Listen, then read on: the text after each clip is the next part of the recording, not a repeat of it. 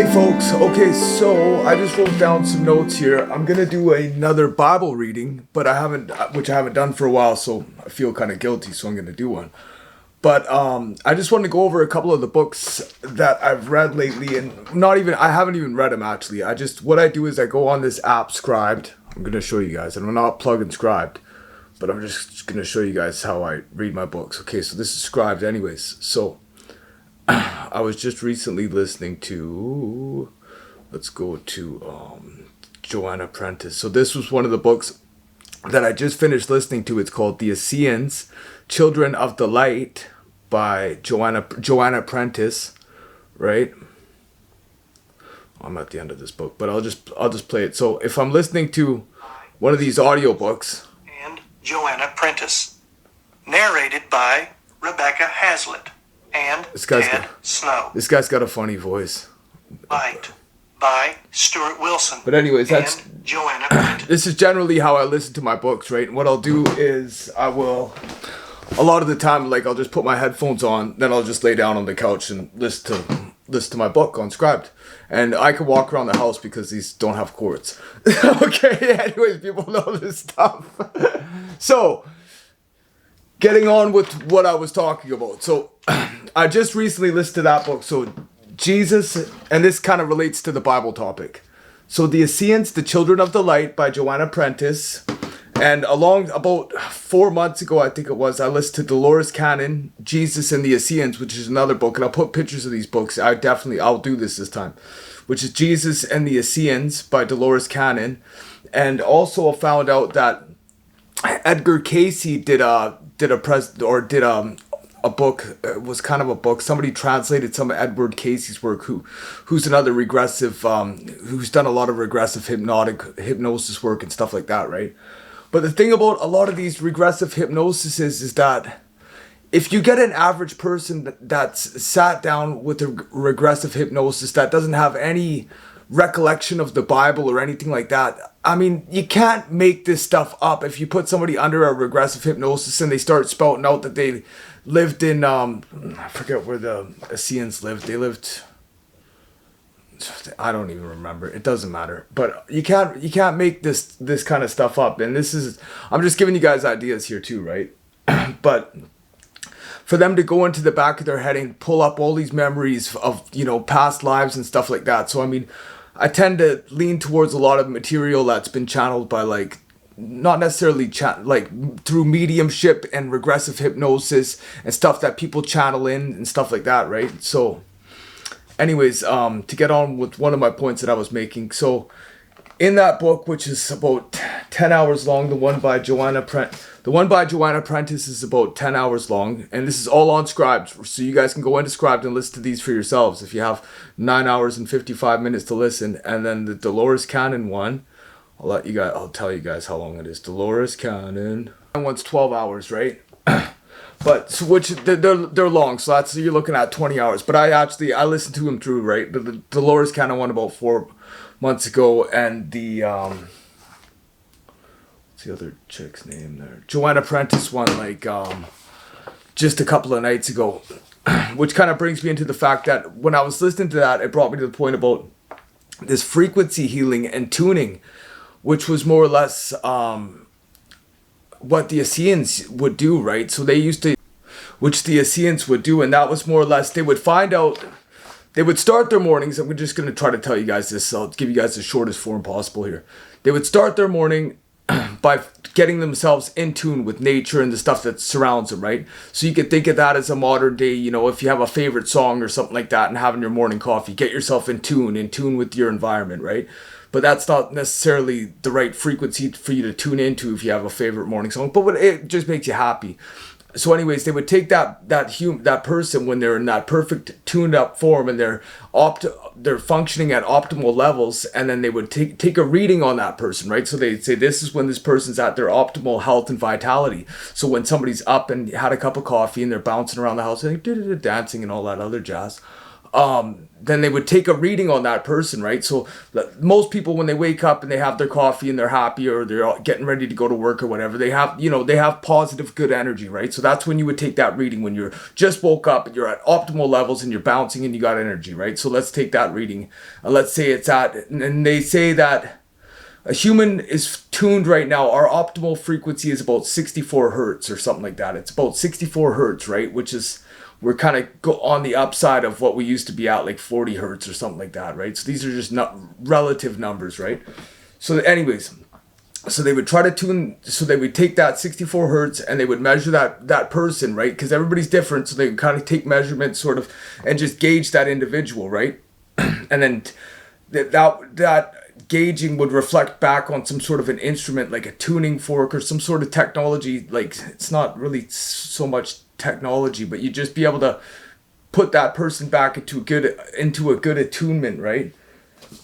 So, and this is where I kind of come in with the healing. So the frequency healing and tuning would just be to put that person back to their 64 hertz optimal frequency to operate at, right? But this is what the next thing that I was going to bring in. So if somebody was to get injured, and the Essenes said this, and there was another guy I was listening to, PETER AZIZ, and this other book that I read, this Cosmic Serpent book, it basically says the same thing, that you have to embrace the pain. You have to learn how to love the pain. So let's say I go out and break my arm or something like that. You have to learn how to love that pain. And meanwhile, you'd be sending the frequencies out to sort of to heal that back up to that 64 hertz sort of optimal frequency. Meanwhile, the person that suffers the injury has to embrace that pain somehow. So, you know what I mean? Like, sort of, I don't know how you would love it, but you would have to learn how to love that pain, which means, you take that pain and be able to sort of transmute that in your head to say, I love this pain. This is a good experience. Thank you for giving me this pain. You have to learn to love the pain. And they, like, I'll post links below, but people have seen miraculous recoveries in a lot of their injuries, and a lot of like broken bones and stuff like that, healing that fast, you know what I mean? And like lingering ongoing conditions that can just be sort of tuned out of a person eventually, right? Because you got to think of our bodies as instruments, and we just got to play. We just got to dance to the rhythm of the cosmos, right? So anyways, long story short, so that's kind of where things are going to be coming in with the whole a lot of the stuff that I want to start implementing for like healing and stuff like that, for people's healing, because I know a lot of us rely so heavily on Western medicine, let's say, but let's say it might not be the best thing. I mean, because like even when I go back into this, like Jesus and his sister, believe it or not, he had a sister too. Were both healers, and it was the same thing. They would just tune people to that frequency. Their healing would mostly be energetic healing on an energetic etherical level, right? Energetic etherical healing, right? And they got their information from the Kalus, they said, and this is from Joanna Prentis's book, The Kalus. And the Kalus were the ancient Atlanteans. The ancient Atlanteans brought this technology, and there was only a handful of them left after Atlantis flooded. I know this is out there, but there was only a handful of these left, and they called them the Kalus. And this is going into Joanna Prentis's book. And what the Kalus did was they'd slowly give the technology to the Essenes, because they knew the Essenes wouldn't mistreat this technology, and they knew that a lot of the priests that were there, I forget, the Pharisees that were kicking around, like we have our Pharisees now, like the people that are in power in, our governments and stuff like that would be considered the Pharisees. Meanwhile, the Essenes were getting their technology from the Kalus, which were the old Atlanteans, the last of the old Atlanteans. They said the people from out west, the old west people that were still kicking around, and the Kalus were given their technology to the Essenes, and they were also in Britain giving it to the Celts. So they were giving it to the Celtic people, and which are the druids in Britain. They'd say the druids in Britain and Scotland and Ireland. So, and this is a lot of history to give you guys at once, but I'm just kind of getting you guys into a vibe here. So, and so I want to do a video more or less giving more better information on the Celtic people as well eventually. So anyways, long story short, check out all the links that I post. Check out the websites, and I'm just opening people up to ideas here because I'm no expert explainer, that's for sure. So what I'm gonna do next is I am going to a chart of churches. Oh, I didn't know this. Oh, this just came in. Okay, hold on a second here. This just came in the book. I didn't even know where the fuck did this come from? The Church of Jesus Christ History springing from the feet of Christ. I've never seen this before. This is old. 1961. Wow. I didn't even know this was in my book. I've never even seen this before. Okay, I'm gonna have to go through this. You know what? I'll put a picture of this because I don't even know what this is. This just came out of my book, and I didn't put this in my book. I bought this book secondhand, but I've read it once. I don't know. Whatever, it doesn't matter. Okay, so anyways, so maybe we'll just read that page that thing popped out of. Okay, so anyways, so there is a numbered thing at the back. So I'm going to read off the numbered list here. I don't know if you guys can see that. I'm going to read off the numbered list. There's 19 chapters on the numbered list, and this is... So I'm just going to read this, and then I'll put pictures of this so people can see it. So this just to pop out of this New Testament. And I've been reading this New Testament to you guys, and just to have this pop out of nowhere. I've never seen this before in my life. So it's kind of cool to go through it. Okay, so number 1. Books of the New Testament written, part of the busy life of growing church. Okay, number 1. Books of the New Testament written, part of the busy life of the growing church from about 50 to 100 after death, AD. Notice that all are written by Christians and for Christians, and so to be interpreted by them. Okay? I'm just going to bring this camera in a bit more here. Okay, so number 2. 3 centuries of persecution ending in 313 AD under the Emperor Constantine, the first emperor to become a Christian. Okay? So that the persecution ended, so the persecution for the people that wrote the Bible ended 313 because Constantine became a Christian, I would imagine. Could be wrong. Okay, 3. Council of Nicaea, 325 AD, the first complete council since the days of Christ. Nicene Creed universally approved. So the Nicene, so that might be tied into the Essenes as well, right? The Essenes were before Jesus' time, right? So Jesus Christ was born into the Essenes. And he was, I'll tell you guys something that I think about, that I actually wrote a note down. So when Jesus Christ was born, the Kalus, who were the ancient Atlanteans, had been preparing the Essenes for the birth of a baby that was going to speak the word, that was going to be the truth, that was going to be the prophet. So the Kalus were preparing the Essenes for this child. So when Jesus Christ was born to his mother Mary, they prepared for this baby. And the thing about Jesus Christ and like the babies that we have, let's just say, I don't have any kids, so I'm terrible at explaining. Maybe this will make it better. So the babies that we have now, they get indoctrinated right into the system. But when a child is born, a child is pure spirit, but what happens is we snuff out that spirit as fast as we can. But Jesus Christ's spirit was never snuffed out because they knew that baby was special, so they knew to let him grow. And the Essenes would say that it takes 7 full years for the spirit to take up the body and become one with the body. And as long as that child isn't damaged too much by being indoctrinated too much, then he will still have all of his creative potential and all of his love and all of his connection to source and spirit, right? That connection of unconditional love, and still be able to, still be able to have that compassion, and before it gets kind of snuffed out of us, because we all kind of know that compassion aspect gets snuffed out of us. So that's just a brief history. So, but they knew that the Kalus, which were the old Atlanteans, they knew that when a baby was born, not to try to snuff out that spirit that lives within that child for the first 7 years. And Jesus Christ was one, they you know what I mean, they just made sure that he was well looked after and just in a place of unconditional love that first 7 years of his life. So he had that spirit, he brought on that full spirit.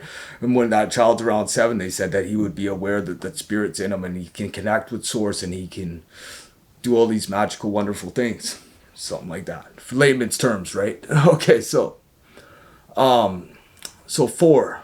So we went to the Council of Nicaea. 3, which were the Nicaeans, which were probably the Essenes from before Jesus' time. But Jesus was born into the Essenes. And then what happened to the Essenes after they all fled from these fucking Babylonians or the papacy? They all fled to Britain after to be with the druids and the Celts. But I'll get into all that stuff, or you can just read Delores Cannon's book and the other woman's book there, Joanna Prentis's book, and go through them on scribed, right? That's what I would do if I were you guys, but I'm not you guys. I'm just me. Okay, I try to be funny. Okay, so 4, Canon of the New Testament, i.e. authentic list of 27 books, finally closed at the Third Council of Carthage, 397 AD. Note that the church is the only authority for writing and selection of the sacred scriptures. Okay? So the Third Council of Carthage, 397 after death. So the church should be the only authorities. Oh, the church was the only authority. So note. So that could mean that the church was... So the Nicaeans, it could have been the papacy that was starting to select these sacred scriptures for translation to write into history, so that way it could be altered a little bit by people that kind of didn't have their hearts in the right place, let's say. And then here we go with 5 to 7, or 5. Decline of the old Roman Empire and the coming of the Huns, which, okay. And then 5 to 7, rise of the papacy. A gradual increase in the power of the Bishop of Rome due to many accidental causes, political, social, military, theological, and the false decretals. The false decretals, which are the false declarations, right? Okay. 6. Mohammedan religion arises 622 AD. Semitic origins, the first great rival to Christianity, swept rapidly around the southern shore of the Mediterranean, North Africa, and into Spain, obliterating Christianity as it advanced. Threatened Europe, checked at the Battle of Tours in France. So this is how they checked. So they're talking about how they checked history. So they had records of the Battle of France, and that's how they checked the history of how this Mohammedan religion arises. Okay. So now we're going to number 7, the Dark Ages. Education at the lowest ebb. Europe in the grip of the feudal system. The papacy is growing in power. And what I think the feudal system is the federal system, right? The papacy, the federal system, which we still have right now, which is the old, the old Queen's rule system, right? That's in power right now, sort of thing, that we're kind of watching dissipate as we speak, right? So this is kind of a cool time to be alive. If we're all just a bunch of old souls reincarnated over and over again, right? All right, so 8. Monasticism, so the monetary, whatever. A system of Christian life by which men or women live in communities under vows of poverty, chastity, and obedience. The monastic orders did much to hold up the level of religion and education during the Dark Ages. So that was like the Christian monks, I guess you could say, which is monasticism, a monastery with like monks that held the old Christian faith, which goes back to the Essenes, who learned all of their stuff from the Atlanteans, from the last of the Atlanteans that survived the Great Flood of Atlantis, sort of thing, right? Or the sinking of Atlantis. Okay? 9. Separation of East from West, 1054 after death. The Eastern Church, with its center at Constantinople, now separated from the Western Church with its center at Rome. There was no essential change of faith, only a gradual drifting apart because of political separation and lack of active communication. Okay, so this is the separation, 9, separation from East to West. The Eastern Church and then separated from the Western Church. And that goes a lot because I heard something about this, and how there was two forms. One went Presbyterian and the other went more to the Catholic. So one church went Presbyterian, one church went more to the Catholic side, which was getting more corrupted, and the Presbyterians try to keep their roots. This is what I've heard anyways. Something that's come back, because I've done a lot of studying on this, and even though I'm not that well spoken of it, it's in my head, right? So I'm just trying to give you guys what I think. So 10, the Crusades, 1095 to 1291. Military movement stimulated by the Pope arose in Europe to recapture Holy Land from the Turks. The Crusaders, the Kingdom of Jerusalem, lasted over 100 years. Returning Crusaders brought back an interest in the classics and ancient culture. So the Crusaders, the Kingdom of Jerusalem, which was the kingdom of Jesus, were trying to bring back that old kingdom of Jesus in the interest of the classic Testament and the ancient culture of probably the Atlanteans, which the Essenes called the Atlanteans, the Kalus, which were from the Old West, as the Essenes said, which became the Niceans, I would imagine. This is just my translation. So, and which still had some of that ancient technology and ancient wisdom, right, which was passed down. But they even say about the Kalus, they were a dying race, so they were on their way out, but they kind of already had things in place. And if you guys go through these books by Delores Cannon and by Joanna whatever her name is, then they give really, really good definitions and stuff like that. Okay. So 11, the Renaissance, New Birth, named for a general movement in the 14th and 15th centuries, a general reawakening of art, culture, education, and spirituality all over Europe. Exploration, America discovered, all this prepared the way for a reformation in the church. Okay, so the Renaissance, so this is the age of the Renaissance. Okay, and then 12, the Reformation in Germany, Switzerland, and France. Luther, Calvin, and Zwingli opposed the Catholic Church and start new movements of their own. The older Protestant movements, the Lutheran, Presbyterian, Baptist, and Congregationalist, date from this period, suggested on this chart as new streams, like springs fed from underground, not directly part of the stream of the old river of the historic church. So I'm going to stop there for 1 sec. So when we interpret this, looking at it like a stream, let's say like a stream, I've heard a lot of information from things. The way that we talk about things now with dates and times and stuff, that wasn't how the ancients talked. The ancients talked in art. So like a stream would symbolize something, and then you draw your own conclusions. So Jesus speaking in parables and drawing your own conclusions from the river charts. And they say that like even extraterrestrials, it's like the way that they monitor Earth's activity, it's like we're a song right now. We're a universe in a song, right? We're just a universe in a song. So they're just looking at how our song's progressing along, right?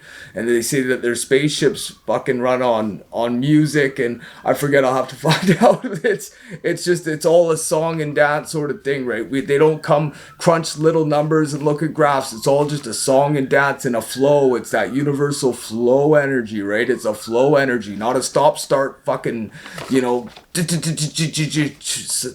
of that shit. It's just you just go with the flow, right? And that's how all this stuff comes. It's just a flow of knowledge, a flow of the river, flow of information, of showing the church is a river. So I mean, this is how we got to start thinking like this, right? Thinking in terms, singing bowls, frequency, sound, vibration, frequency, sound, vibration, right?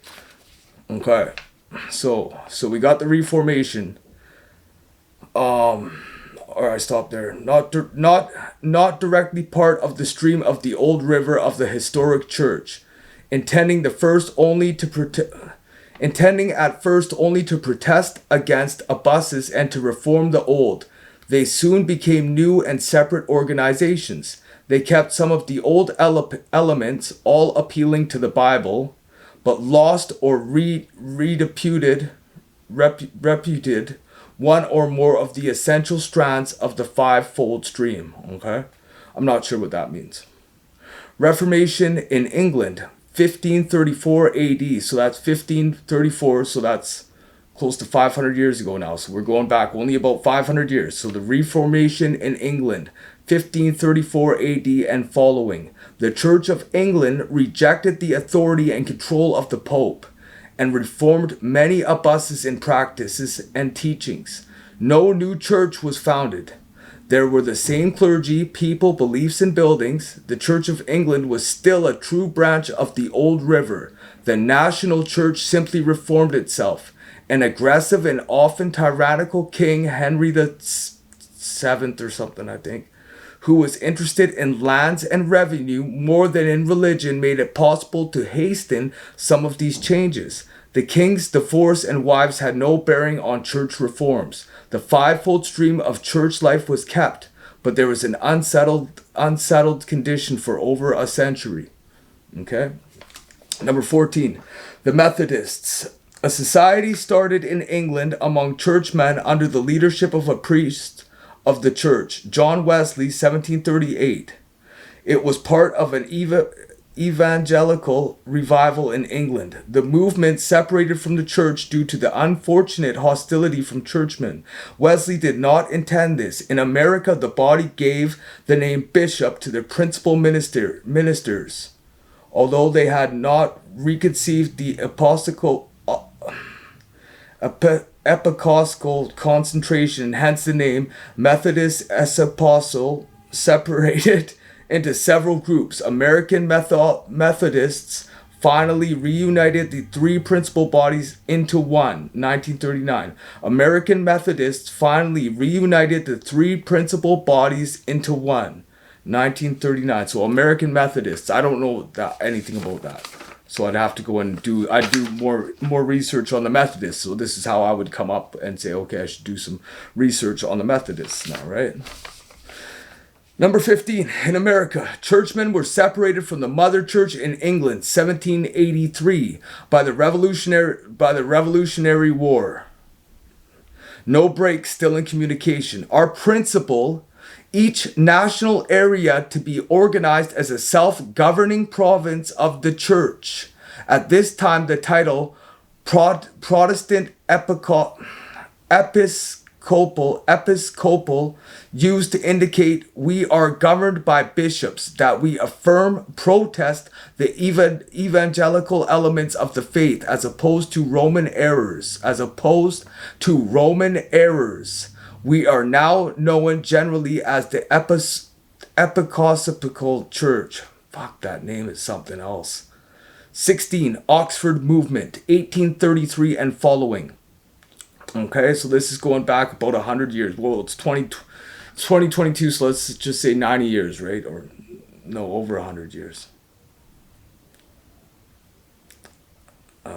Okay, started by a group of the brilliant and zealous young clergy at Oxford University who deplored the low state of English church life of that day. They called upon the Church of England to use all its inheritance and doctrine and practice. The movement is often known as the Catholic Revival. At first, they stressed only a stricter use of a prayer book, doctrine, and devotion.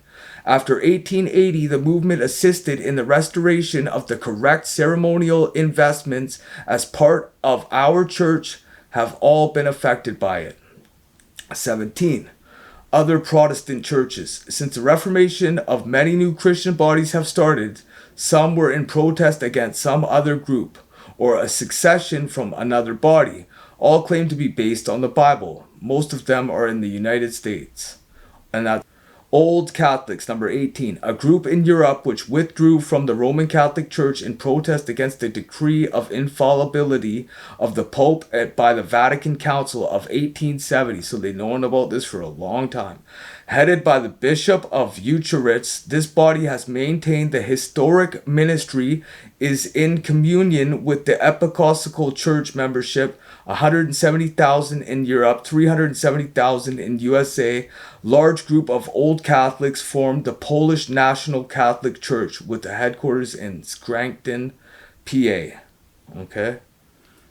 19. Philippine Independent Church, a large native body which rebelled against the control of the Roman Church about 1900. In 1948, 3 of the clergy were consecrated bishops by bishops of the American Episcopal Church that possess historic fuck, that name is something else. They are an independent Catholic church with nearly 3 million members. Recently, they asked to be a part of the Anglican Communion. Okay, so that's 19. So that's the final thing here. And I'm just reading it. So I'm going to put pictures and stuff like that and links so you guys can ask. Because I've never seen this anywhere before. I'm sure maybe it's on Google. I don't know. But it just popped out of my Bible, so I just decided to read it. So, anyways, I was going to say I seen something here, though. Oh yeah, so total world membership. About 28% of the world population of 20... So at the time that this was written, the population... About 28% of the world population, which was 2.9 million. 28%. So we're at almost 8 billion right now. So we would have been about, what? 2.9 billion.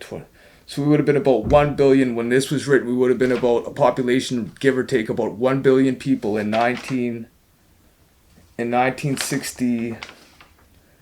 In 1961, we would have been about 1 billion people as a whole Earth when this pamphlet was written, right? Let's just see. Let's just Google search this and see. Just to be fair.